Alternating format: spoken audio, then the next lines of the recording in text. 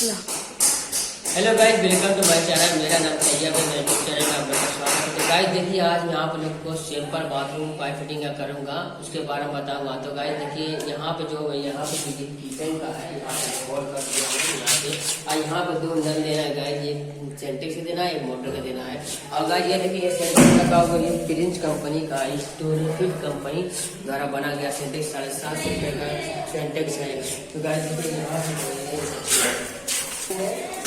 Connection करना है इसमें, और यहाँ पे जो है ये बाथरूम है, बाथरूम का भी कनेक्शन करना है।